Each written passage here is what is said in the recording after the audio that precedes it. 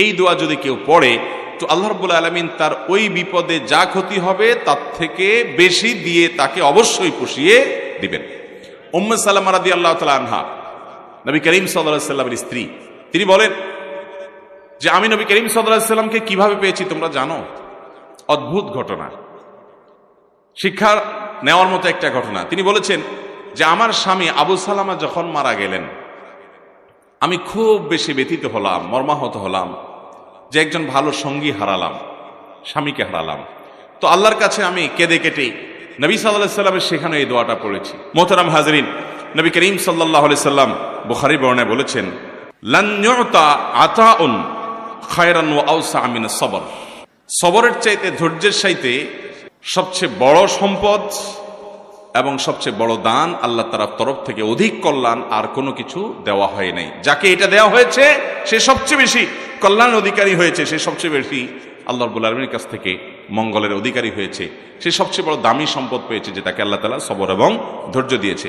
কোরআনে হাকিম আল্লাহ তাআলা আরো বলেছেন, ইয়াকুম মিনকুম 20 সাবিরুন, তোমাদের মধ্যে 20 জন যদি ধৈর্যশীল মানুষ থাকে, মুসলমানদের মধ্যে 20 জন ধৈর্যশীল মানুষ যদি থাকে, তাহলে আল্লাহ রাব্বুল আলামিন ঘোষণা দিয়েছেন ইয়াগলিবু মিআতাইন, তারা 200 জন মানুষের সাথে লড়াই করে জিতে যাবে। 200 জনের সাথে 20 জন জিতবে যদি কি থাকে? সবরকারী থাকে, ধৈর্যশীল মানুষ থাকে। তার মানে সবরকারী মানুষকে আল্লাহ তাআলা দুনিয়াতে বিজয় দেন, সাফল্য দেন, একটু সময়ের অপেক্ষা। আর বদমেজাজি মানুষ জায়গা জায়গা বেইজ্জত হয়, অপমান হয়, দুনিয়া ধ্বংস হয়, আখিরাত ধ্বংস হয়, সে কখনো শেষ হাসি হাসতে পারে না। দুনিয়াতে যত নবী রাসূল এসেছেন, প্রত্যেক নবী রাসূলকে আল্লাহ তাআলা সবরের পরীক্ষা নিয়েছেন, কঠিন থেকে কঠিন পরীক্ষা নিয়েছেন, আর তারা সবাই সে পরীক্ষা উত্তীর্ণ হয়েছেন। আপনি দেখেন একেবারে শুরু থেকে দেখবেন আদম আলাইহিস সালামের জীবনে পরীক্ষা ছিল, তিনি সবর করেছেন। সুলাইমান আলাইহিস সালাম মহারাজা ছিলেন, গোটা দুনিয়ার রাজত্ব করেছেন, তারপরও পরীক্ষা এসেছে। রাজত্ব কিছু সময়ের জন্য চলে গেছে, নানামুখী পরীক্ষা আরো এসেছে, সবর করেছেন। দাউদ আলাইহিস সালামের জীবনে পরীক্ষা এসেছে, সবর করেছেন। আইয়ুব আলাইহিস সালামের জীবনে মহা পরীক্ষা এসেছে, সবর করেছেন। ইউনূস আলাইহিস সালামের জীবনে পরীক্ষা এসেছে, তিনি সবর করেছেন। কঠিন সময় আল্লাহ তাআলার নবী মূসা আলাইহিস সালামের জীবনে এসেছে, তিনিও সবর করেছেন। মুহাম্মদ সাল্লাল্লাহু আলাইহি সাল্লামের পুরো জীবনই তো কঠিন আর কঠিনে ভরা, তিনিও সবর করেছেন। শুধু তিনি নন, তিনি ইরশাদ করেছেন, আশাদ্দুন নাসি বালাআন আল আম্বিয়া সুম্মাল আমসাল ফাল আমসাল। কিছু লোক আছে দেখবেন যারা ধৈর্য ধারণ করতে পারে না, অস্থির হয়ে যায়, কিছুতেই হতাশ হয়ে পড়ে এবং যা তা বলে ফেলে, বদমেজাজি দেখায়। এই মানুষগুলো বলে আমার কপালটাই খারাপ, যেদিকেই যায় সেদিকে বাধা। আছে না নাই এই কথা বলনা লোক, যে যেদিকে যায় সেদিকে। ভাইরা আমার, নবী করিম সাল্লাল্লাহু আলাইহি সাল্লাম বলেছেন আল্লাহর কাছে সবচেয়ে প্রিয় মানুষ কে? আল্লাহ কাকে সবচেয়ে বেশি পছন্দ করেন? ইন্নাল্লাহা ইযা আহাব্বা কওমান ইবতালাহুম, আল্লাহ যখন কোনো মানুষকে, কোনো সম্প্রদায়কে পছন্দ করেন তখন তাদেরকে পরীক্ষায় ফেলেন, কঠিন কঠিন পরীক্ষা এবং বিপদ দেন। আল্লাহ তাআলা পরখ করেন যে এই ব্যক্তি কতটা ধৈর্য ধারণ করতে পারে, যদিও আল্লাহ তাআলা সবকিছু জানেন, আলিমুল গায়ব। অতএব নবীদের জীবনে সবচেয়ে বেশি বিপদ আসছে। আপনি আমাদের নবী করিম সাল্লাল্লাহু আলাইহি সাল্লামের পুরো জীবন ইতিহাস পড়েন, পুরো সিরাত পড়েন, দেখবেন যে মক্কার জীবনে পদে পদে বাধা। মক্কা থেকে মদিনা চলে আসছেন আর শান্তির ফুলগোধারা চালু হয়েছে, ব্যাপারটা এরকম না।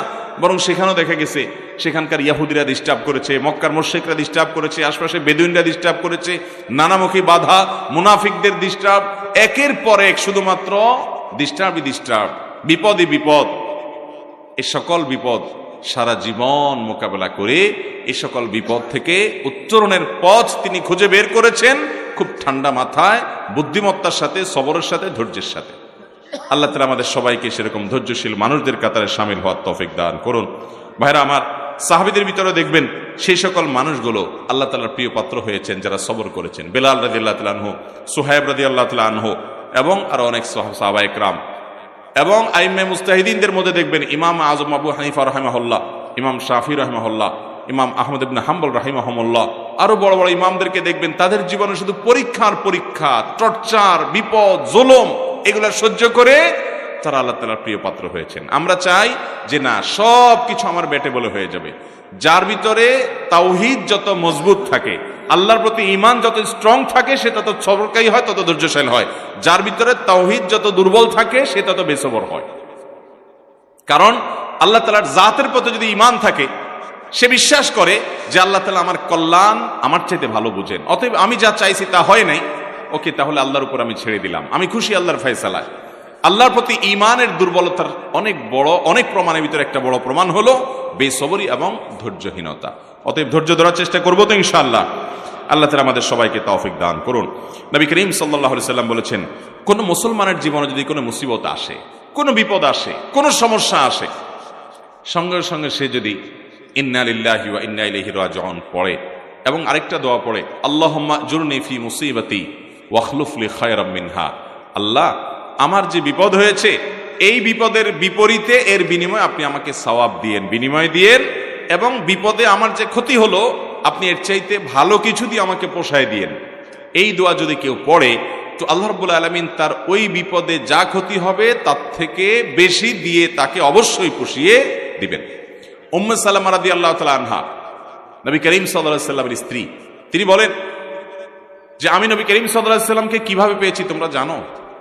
অদ্ভুত ঘটনা, শিক্ষা নেওয়ার মতো একটা ঘটনা। তিনি বলেছেন যে আমার স্বামী আবু সালামা যখন মারা গেলেন আমি খুব বেশি ব্যথিত হলাম, মর্মাহত হলাম যে একজন ভালো সঙ্গী হারালাম, স্বামীকে হারালাম। তো আল্লাহর কাছে আমি কেঁদে কেটে নবী সাল্লাল্লাহু আলাইহি ওয়াসাল্লামের সেখানে এই দোয়াটা পড়েছি, আল্লাহুম্মা জুরনি ফি মুসিবাতি, আল্লাহ আমার মুসিবত এবং বিপদে আপনি আমাকে বিনিময় দিয়েন, বিপদ যে হলো এর বিনিময় আপনি আমাকে দিয়েন, ওয়াখলুফ লি খায়রাম মিনহা, এবং এই বিপদে আমার যা ক্ষতি হলো, আমি যে হারালাম স্বামীকে, তার চাইতে বেটার কিছু আমাকে দিয়েন। আমি দোয়া আল্লাহর কাছে করে গেছি সব সময়। আল্লাহ তাআলা আবু সালামা আমার স্বামীর মৃত্যুর পর অকল্পনীয়ভাবে, অভাবনীয়ভাবে আমাকে মুহাম্মদুর রাসূলুল্লাহ সাল্লাল্লাহু আলাইহি ওয়াসাল্লাম স্ত্রী বানিয়ে দিয়েছে। আবু সালামাকে হারিয়ে তার চাইতে বেটারটা পাইছেন না, পান নাই? মুহতারাম হাজিরিন, অতএব যেই কোন বিপদে ইমানদারের ঈমান যত মজবুত হবে সে তত বেশি হাসতে পারবে যে আলহামদুলিল্লাহ আমার রব আমাকে যে অবস্থা রেখে খুশি, আমি অবস্থার উপরে খুশি, এবং বিপদ যতই আসবে আমি সেটাকে ওয়েলকাম করব, বেসবর হব না, ধৈর্যহীন হব না। আমাদের সংসারগুলোতে আজ যে অশান্তি, আমাদের সমাজে যে আজ বিশৃঙ্খলা, অশান্তি, এর মূল যদি কয়েকটা কারণ বের করা হয়, অন্যতম প্রধান কারণ হবে বেসবর, ধৈর্যহীনতা, সবরহীনতা। ঘরে ঘরে সংসারগুলো টিকছে না, ভেঙে খান হয়ে যাচ্ছে, প্রতি মুহূর্তে মুহূর্তে বিবাহ বিচ্ছেদের ঘটনা ঘটছে। অন্যতম কারণ ধৈর্য সহ্য নাই, ছেলেরও ধৈর্য নাই, মেয়েরও ধৈর্য নেই। কিছু হলেই সব হটমেজাজি হয়ে যায়, সবাই কাটতি দেওয়া শুরু করে। কাটতি বুঝেন তো? আপনাদের এলাকায় কি বলে? দোস্ত দোস্ত একটু অভিমান হলে, রাগারাগি হলে বলে না তোর সাথে কাটতি, এই যে তোর সাথে আর কথা নাই। স্বামী স্ত্রীর মধ্যে আজকাল এই অবস্থা, প্রতিটি ঘরে ঘরে অশান্তির মূল কারণই হলো সবরহীনতা, যে ধৈর্য জিনিসটা আজ আমাদের কাছ থেকে নাই। এটাকে আমরা ইবাদত মনে করি না। একটা জটিলতা হলো আমালুল কুলুব বা অন্তরের আমলগুলোকে আমরা একেবারে কেয়ার করি না, অথচ অন্তরের আমলগুলোর গুরুত্ব অনেক বেশি। আমরা বাহ্যিক আমলকে গুরুত্ব দেই, নামাজ পড়া বাহ্যিক আমল, সিয়াম পালন করা বাহ্যিক আমল, যাকাত দেওয়া বাহ্যিক আমল, তেলাওয়াত করা বাহ্যিক আমল, এগুলো বাহ্যিক অঙ্গ প্রত্যঙ্গ দিয়ে, চোখ মুখ হাত পা এগুলো দিয়ে করতে হয়। কিছু আমল আছে যে আমলগুলো অন্তরের ভেতরে লালন করতে হয়, এগুলো দেখা যায় না, এর ভিতরে সবর অন্যতম। এই আমলটা যদি কেউ করতে পারে, ভেতরে যদি ধৈর্যটা আনতে পারে, এটা নিজের সঙ্গে নিজে সংগ্রাম করে করতে হয়, এর জন্য লড়াই করতে হয়, এর জন্য আত্মসমালোচনা করতে হয়, নিজের হিসাব মিলাতে হয় যে আমি মানুষটা কতটা ধৈর্যশীল, কতটা ধৈর্যহীন, আমি কতটা হটমেজাজি হই, বউয়ের সাথে কয়বার আমি বদমেজাজি দেখাই। বউ হিসাবে তিনি চিন্তা করবেন স্বামীর সাথে কয়বার তিনি বদমেজাজি করেন, প্রতিদিনের হিসাব মিলাবেন, এরপর তিনি নিজের যোগ বিয়োগ করে নিজেকে সংশোধনের চেষ্টা করবেন। আমরা চেষ্টা করবো তো ইনশাআল্লাহ। আল্লাহ রাব্বুল আলামিন আপনাকে, আমাকে, আমাদের সবাইকে সবরকারী মানুষদের কাতারে শামিল হওয়ার তৌফিক দান করুন। মুহতারাম হাজিরিন, নবী করিম সাল্লাল্লাহু আলাইহি ওয়াসাল্লাম তিনি তার সাহাবায়ে কেরামকে সবরের প্রশিক্ষণ দিয়েছেন। এমন কিছু সাহাবী সঙ্গী তিনি পেয়েছেন যারা ধৈর্যের রুদ্রমূর্তি প্রতীক ছিলেন, তারা এরকম দৃষ্টান্ত ছিলেন যে তাদের ধৈর্য, এক একজনের সবরকে আমরা যদি অ্যানালাইসিস করি তো বিশাল বড় বড় হিস্ট্রি হয়ে যাবে, অনেক বড় দাস্তান হয়ে যাবে, শুধুমাত্র এক একজন সাহাবীর সবরকে যদি আপনি অ্যানালাইসিস করেন, গবেষণা করেন। আজ মুসলমানদের মধ্যে এটার বড় বেশি অভাব। সবর করার চেষ্টা করবো তো ইনশাআল্লাহ।